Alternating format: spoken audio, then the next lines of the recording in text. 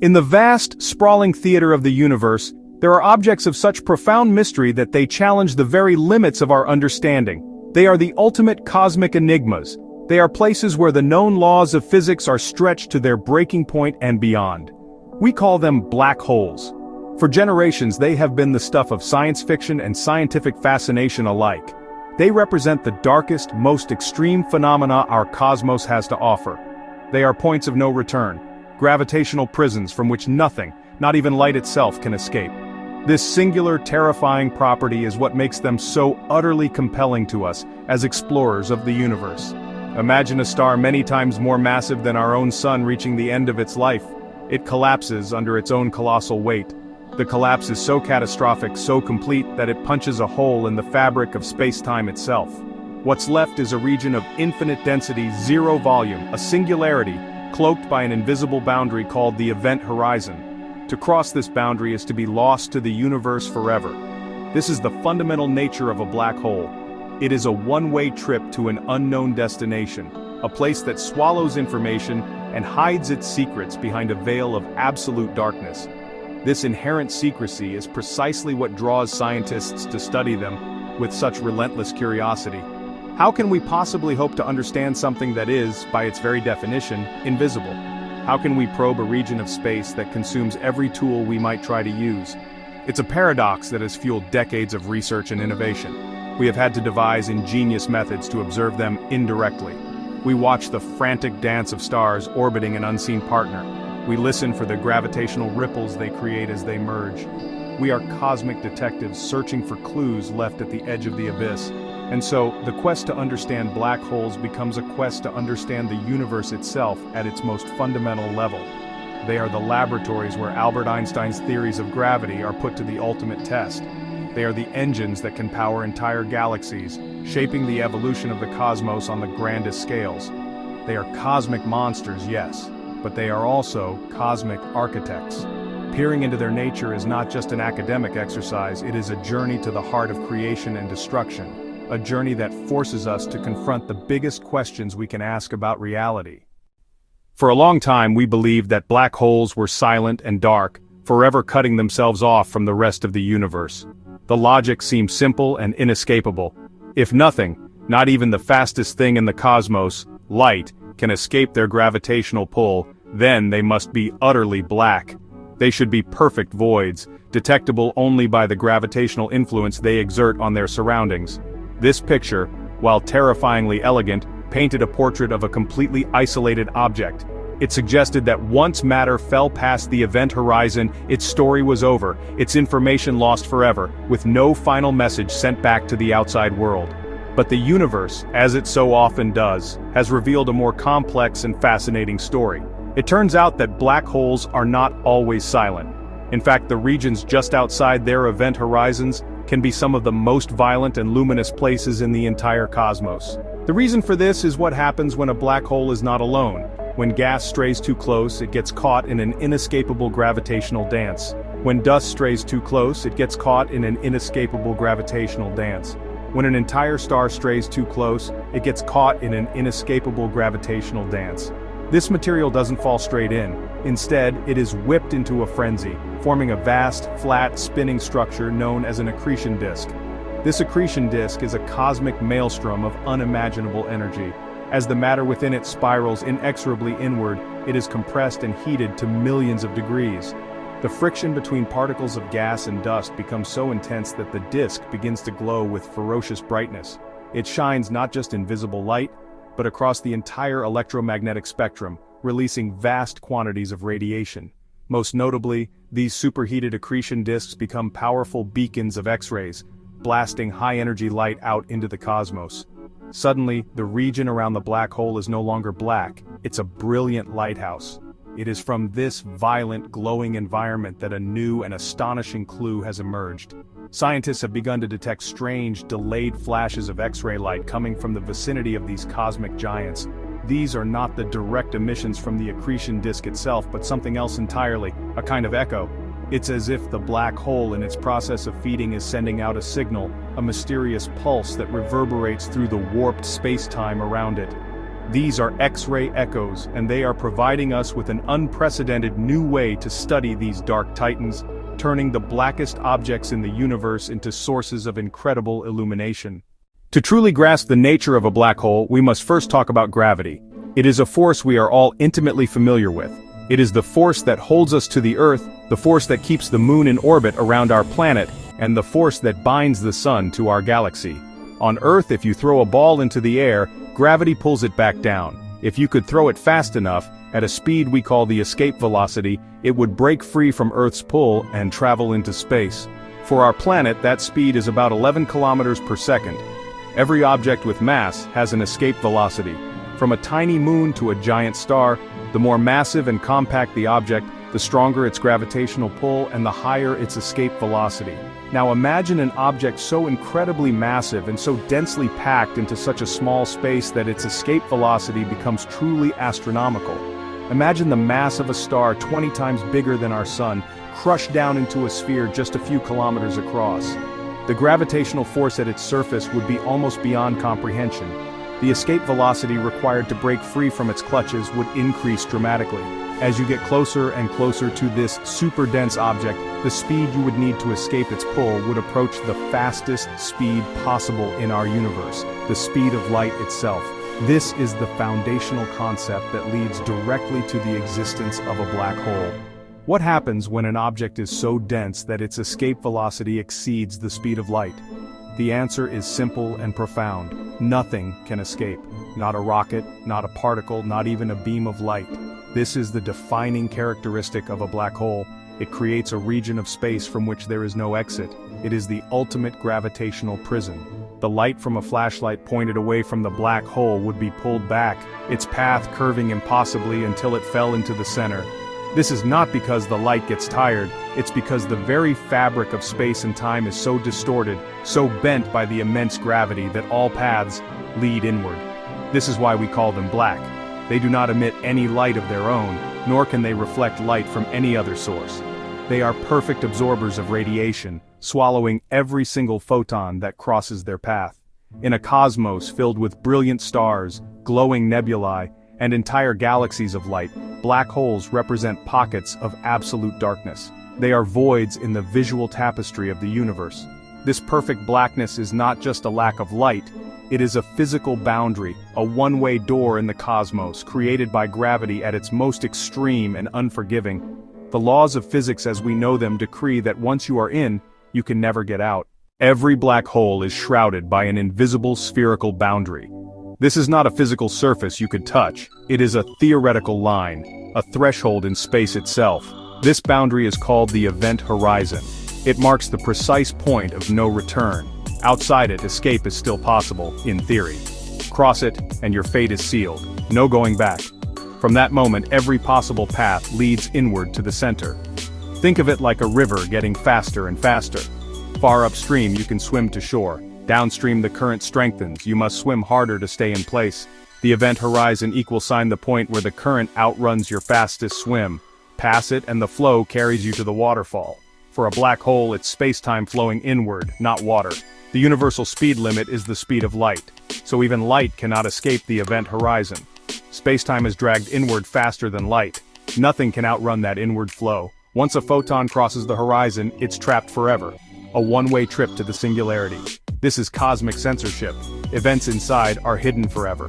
We can never receive a signal. We can never receive a picture, or any information from beyond the boundary. The horizon size depends on mass. Sun mass, black hole. Radius approximately 3 kilometers. Supermassive black hole. Horizon larger than our solar system. Regardless of size, the meaning is the same. It's the edge of the observable universe from the black hole's view. A perfect cloaking device, hiding the singularity and the physics-defying conditions at its core. The stark, silent border between the known and the eternally unknown.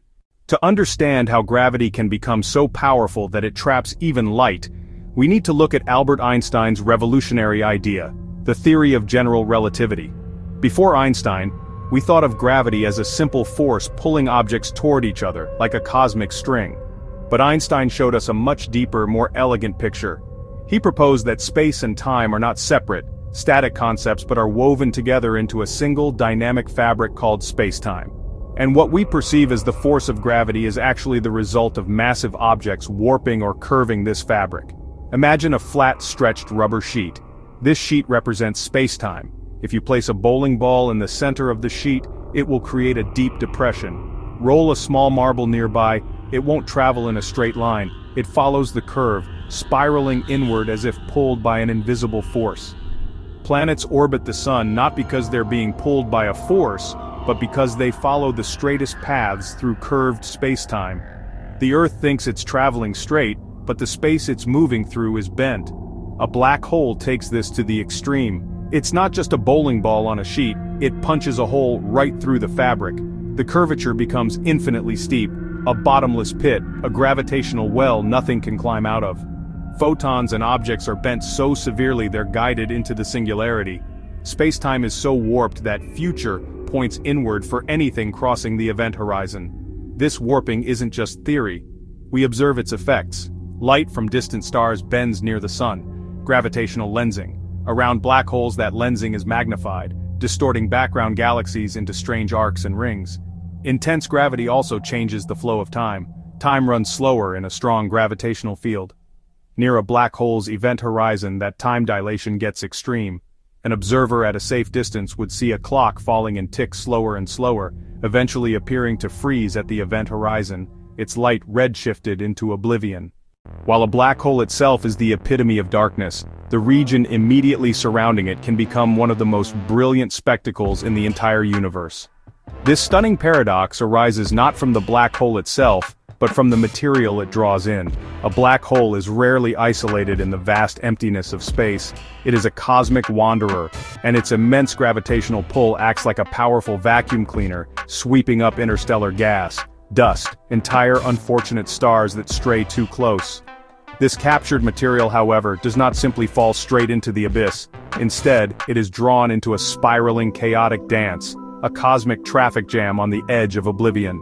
This process is governed by a fundamental principle of physics known as the conservation of angular momentum. Think of an ice skater spinning on the spot. When she pulls her arms in, she spins faster. The same principle applies to the gas and dust falling toward a black hole. As this material gets closer to the gravitational center, its orbital speed increases dramatically. It cannot fall directly in because of its sideways motion. Instead, it is forced into a flattened, rotating structure. This swirling vortex of matter is what astronomers call an accretion disk. It is a vast, spinning platter of cosmic debris, all waiting its turn to take the final plunge. The accretion disk is not a solid object like a spinning record. It is a fluid, dynamic environment made of plasma, a state of matter so hot that atoms are stripped of their electrons. The material within the disk orbits the black hole at incredible speeds, with the inner regions moving much faster than the outer regions. This difference in speed creates immense friction and shear forces within the disk. It's like countless layers of gas rubbing against each other at near light speeds. This cosmic friction is the key to the entire process. It is what prevents the matter from orbiting forever, and instead causes it to gradually lose energy and spiral inward. This gradual inward spiral is the lifeline of the black hole. It is how these cosmic giants feed and grow over millions and even billions of years. The accretion disk acts as a cosmic conveyor belt, slowly but surely delivering a steady stream of fuel to the central engine. The sheer scale of these structures can be staggering. For a supermassive black hole at the center of a galaxy, the accretion disk can stretch for billions of kilometers, far larger than our own solar system. It is a chaotic, turbulent, and unimaginably violent place, a cosmic battleground where matter puts up its final fight before being consumed. The accretion disk is far from a cold, quiet place. The immense friction between spiraling layers generates enormous heat. Particles collide and rub at relativistic speeds, converting kinetic into thermal energy. Temperatures skyrocket, reaching millions or even tens of millions of degrees Celsius, far hotter than the surface of our sun. The matter becomes superheated plasma, a glowing soup of charged particles. The disk shines with ferocious intensity. It glows with visible light and across the full electromagnetic spectrum, from low-energy radio waves to the highest-energy gamma rays. The disk becomes a beacon, outshining billions of stars in its galaxy. These objects, quasars, and active galactic nuclei. All this light is generated by matter falling into perfect darkness, a testament to the power of gravity. The most telling radiation from these disks is X-rays. X-ray telescopes orbiting above Earth's atmosphere can detect them. These disks shine like cosmic lighthouses across billions of light-years. The X-ray emission contains a wealth of information. The specific X-ray spectrum reveals temperature, density, chemical composition. This is the first step to understanding the mysterious echoes. The accretion disk is the primary source, the initial flash that creates the echo. The disk is turbulent. Hotspots flare and fade, causing bursts and fluctuations in X-rays, like someone flicking an X-ray flashlight on and off. By studying that primary light, scientists establish a baseline for the photon's journey through the warped edge of the black hole. While the accretion disk itself is a source of continuous, albeit fluctuating, light, there is another structure that plays a critical role in this story. Hovering just above the inner regions of the accretion disk, near the black hole itself, is a mysterious and incredibly energetic region that astronomers call the corona. Its name is borrowed from the faint, hot atmosphere of our own sun, but the black hole's corona is a far more extreme and enigmatic phenomenon. It is a cloud of super-energetic electrons, trapped and accelerated by the powerful magnetic fields that are tangled within the accretion disk. The exact shape and nature of the corona are still subjects of intense research. The corona is a place of unbelievable energy. The electrons within it are heated to temperatures that can exceed 1 billion degrees. At these temperatures, the corona becomes a fantastically powerful source of X-rays. It acts like a light bulb, or perhaps more accurately, a brilliant X-ray lamp suspended directly above the churning accretion disk. This lamp shines its intense X-ray light in all directions. Some of this light travels straight out into space, and this is the direct X-ray emission that our telescopes can observe. It is the primary signal, the direct flash of light from the black hole's immediate vicinity. However, not all the light from the corona escapes directly. A significant portion of the X-rays it produces shines back down, illuminating the surface of the accretion disk below it. Imagine standing in a dark room with a bare light bulb hanging from the ceiling. The light bulb illuminates you directly, but it also shines light onto the floor, which then reflects that light, allowing you to see the floor's surface. The corona acts like this light bulb, and the accretion disk acts like the floor. The intense X-rays from the corona rain down upon the spinning platter of superheated gas, causing a secondary reaction. When these high-energy X-ray photons from the corona strike the denser, cooler material of the accretion disk, they are absorbed by atoms within the plasma. This absorption energizes the atoms, which then quickly re-emit the energy, but in a slightly different form. This process is called fluorescence. The disk essentially glows in response to being illuminated by the corona, producing a characteristic signature of reflected X-rays. This reflected light is the beginning of our echo. It is a secondary flash of light, triggered by the primary flash from the corona, and it is this reflected signal that carries with it precious information about the disk itself. The process of matter spiraling into a black hole is its final violent dance before it vanishes from the observable universe. The accretion disk is the stage for this performance, and the light it emits is its swan song. The X-rays produced, both directly by the disk and through reflection from the corona, are the last messages this matter sends out to the cosmos. This light carries the imprint of the extreme conditions near the event horizon. It has traveled through a region where gravity is so strong that it warps the fabric of space-time itself, and this journey fundamentally alters the properties of the light. The light that is reflected from the accretion disk does not have an easy journey back out into space. It has to climb out of the black hole's incredibly deep gravitational well. This struggle against gravity robs the light of its energy. This effect, predicted by Einstein's theory of general relativity, is known as gravitational redshift. The X-ray photons lose energy, and their wavelengths are stretched, making them appear redder or lower in energy to a distant observer.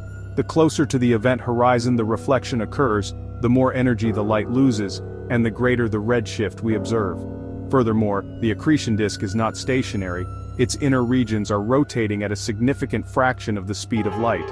This rapid motion also affects the light being reflected. Due to the Doppler effect, light from the side of the disk rotating towards us is blue-shifted. Its energy is boosted, while light from the side rotating away from us is red-shifted. Its energy is drained. When combined, these effects smear out the sharp, fluorescent X-ray signature into a broad, skewed profile. This distinctive shape is a clear fingerprint of light that has originated from the fast-moving inner edge of an accretion disk. It is this combination of effects, the primary flash from the corona, the reflection off the disk, the gravitational redshift, the relativistic Doppler effects, that creates the complex signal we ultimately detect. The light from the corona arrives first, then, slightly later, the reflected light from the disk arrives, delayed by the extra distance it had to travel. This delay is the echo. By carefully measuring the time lag between the two signals and analyzing the distorted shape of the reflected light spectrum, scientists can begin to piece together a map of the environment just centimeters from the event horizon, a region that would otherwise be completely invisible and unknowable to us. In our everyday world, we are all familiar with the concept of an echo.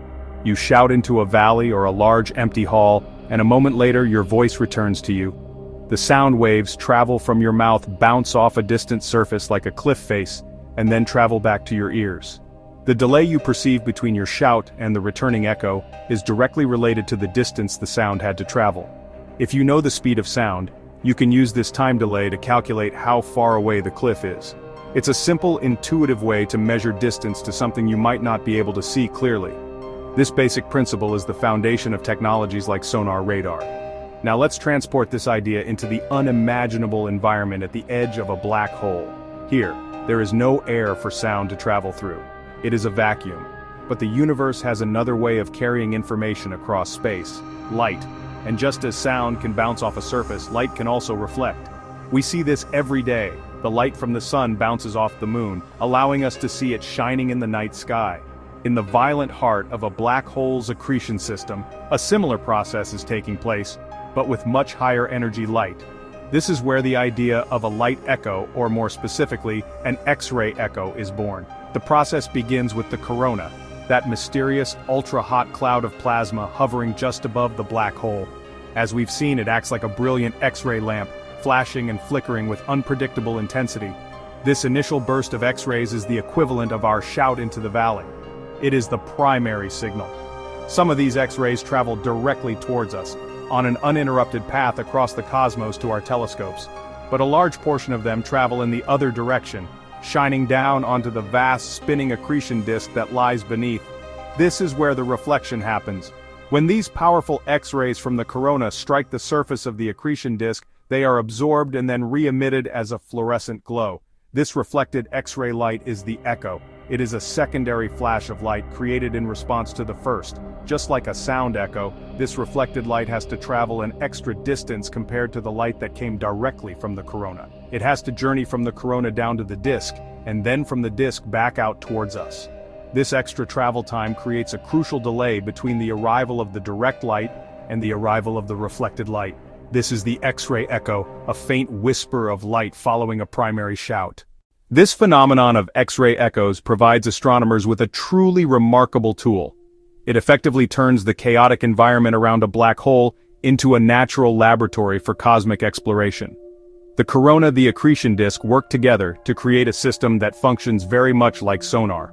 The word sonar stands for sound navigation and ranging.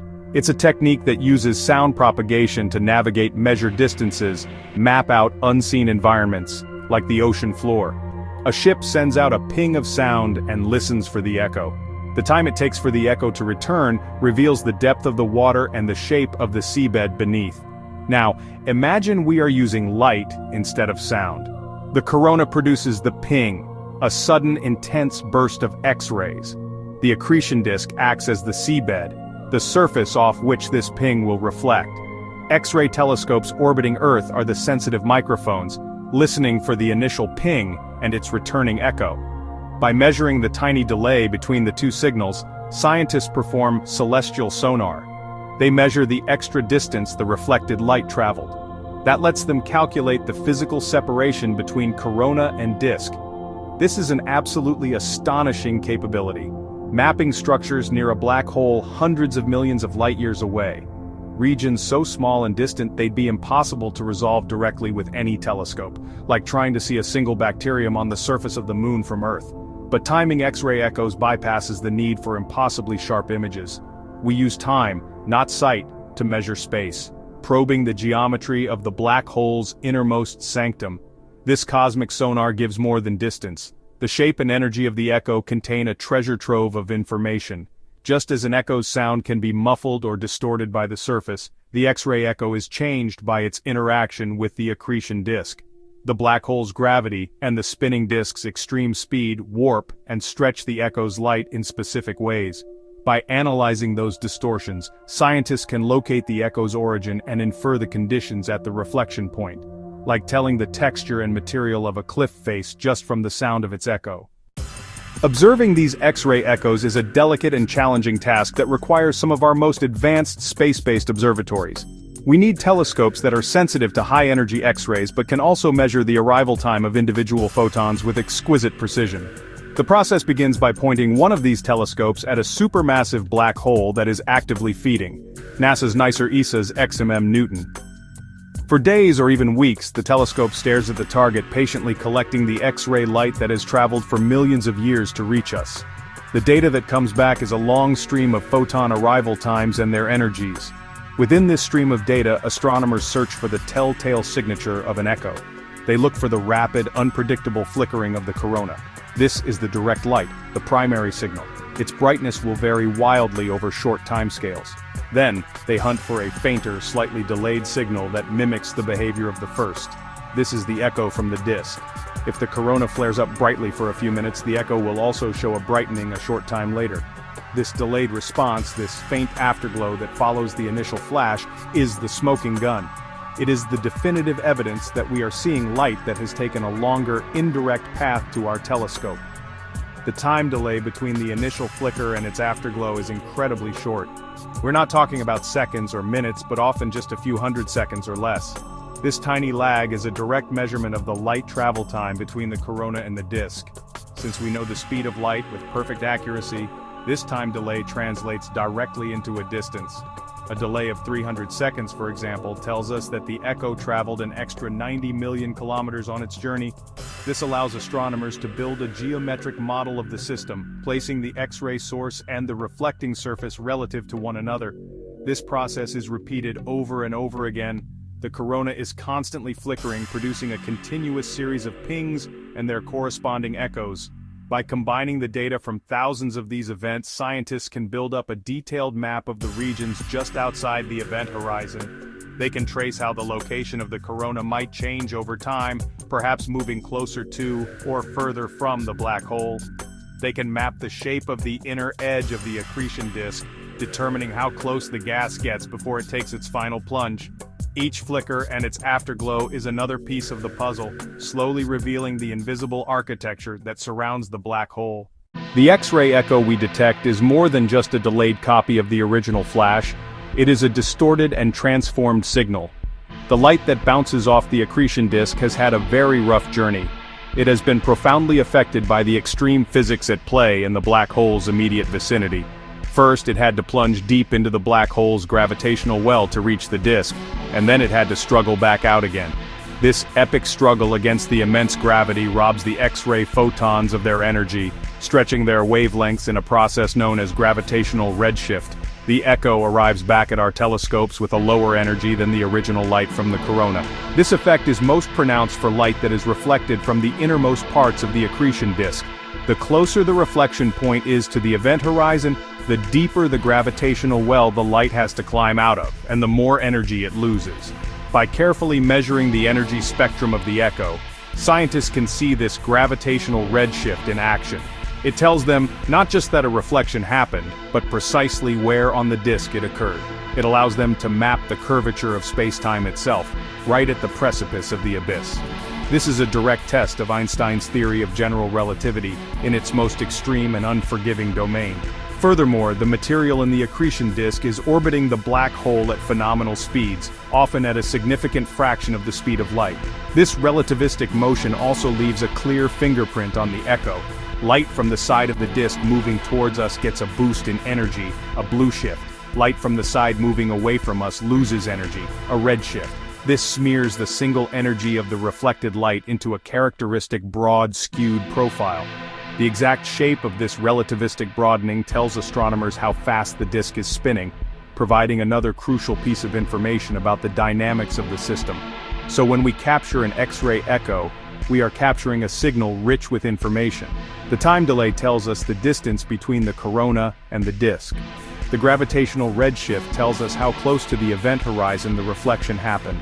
And the relativistic broadening tells us how fast the disk is spinning. It is an incredibly powerful diagnostic tool, all encoded in these faint, delayed flashes of light. These echoes are the closest thing we have to a message from the edge of oblivion, a final whisper from matter just before it crosses the point of no return and disappears from our universe forever. The scientific implications of these X-ray echoes are nothing short of profound. For the first time, they give us a practical method for mapping the immediate environment of a black hole, a region that is, by its very nature, invisible to direct observation. The event horizon itself emits no light. The structures just outside it are so small and distant that no telescope could ever resolve them as a distinct image. It's a cosmic paradox. We want to study the most interesting part of the system, the part where extreme physics happens, but it's precisely this region that is too small and too far away to see. X-ray echo mapping provides an ingenious solution. It allows us to build a geometric map of this unseen territory. The primary use is to measure the distance from the accretion disk to the event horizon. By analyzing the extreme gravitational redshift imprinted on the echo, scientists can determine how close the reflecting gas came to the point of no return. The more the light's energy is drained, the deeper into the gravitational well it traveled. This pins down the inner edge of the accretion disk, the last stable orbit. That's where matter can circle before its final plunge. It's a critical measurement, the boundary between observable matter and matter forever lost. In essence, a way of drawing the coastline of the abyss. The time delay between the corona's flash and the disk's echo provides a second, crucial piece. This delay gives a physical distance, a scale for our map. It tells us how high above the disk the X-ray corona sits. For years, the corona's location and geometry were a mystery. Was it a compact sphere hovering close by, a more extended diffuse cloud, or the base of a powerful jet being launched away?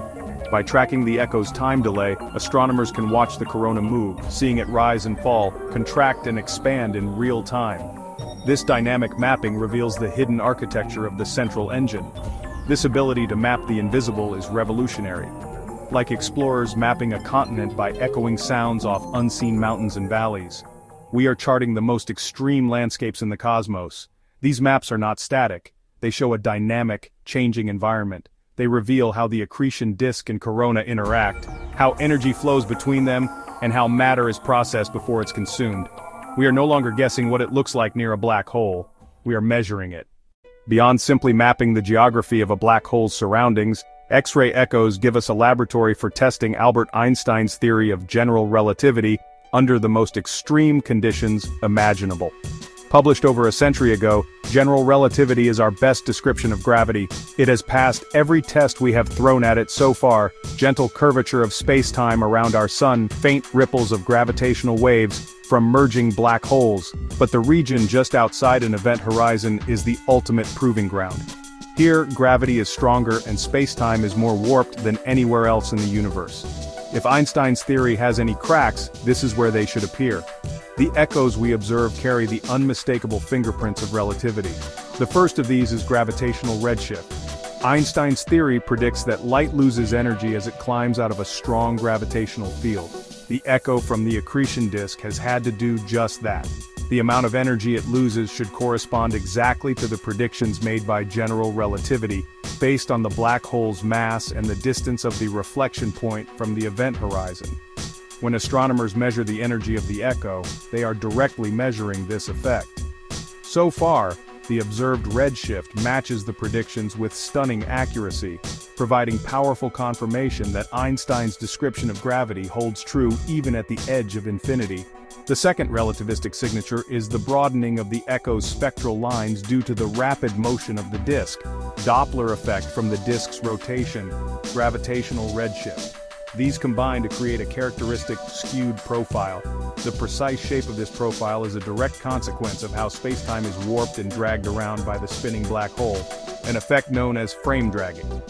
By fitting the observed shape of the echo's spectrum to theoretical models, astronomers can confirm that these relativistic effects are happening, and they can also use them to measure fundamental properties of the black hole itself.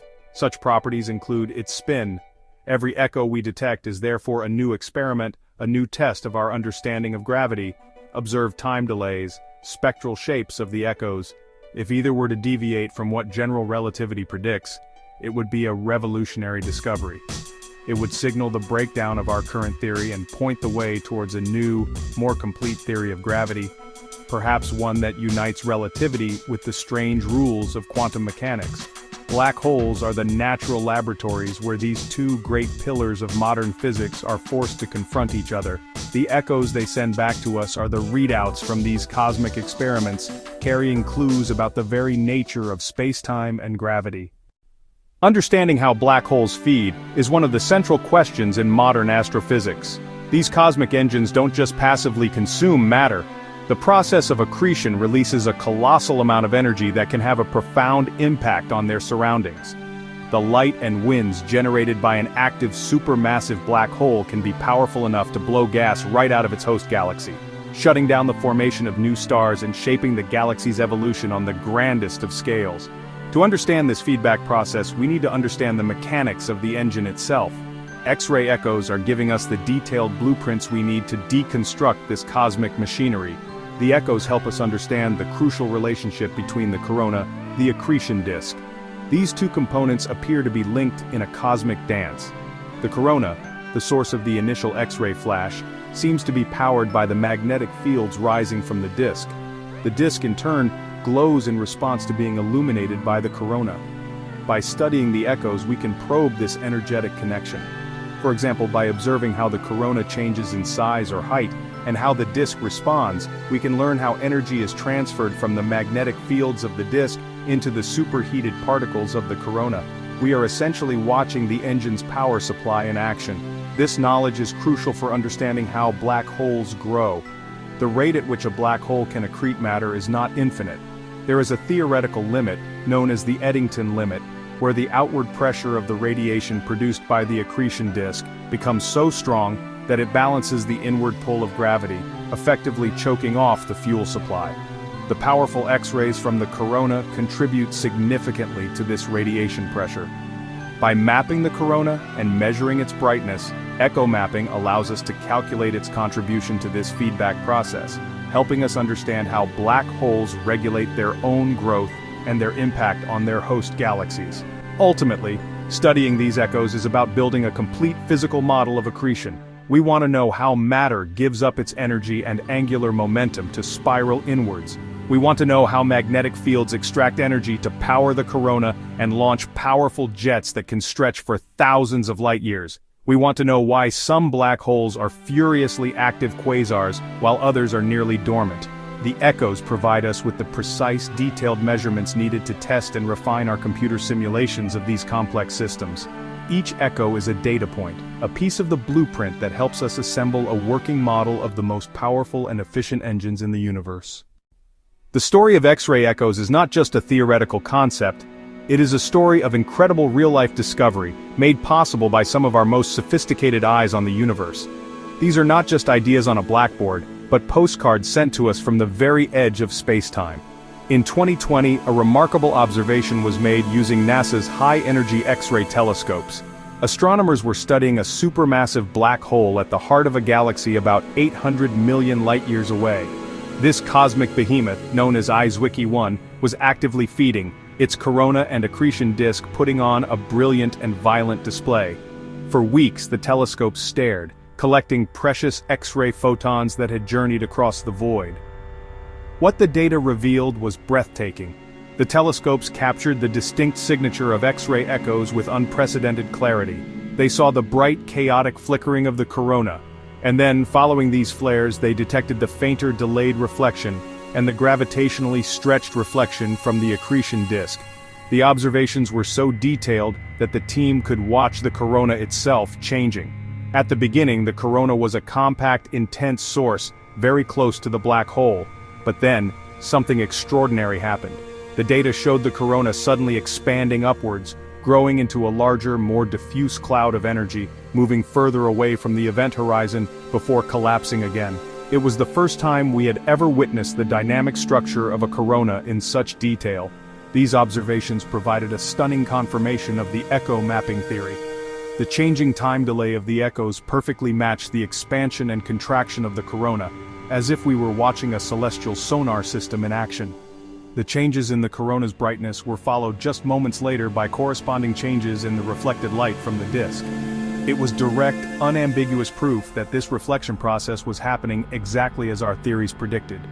We were no longer just inferring these structures, we were watching them interact in real time across a gulf of 800 million light-years.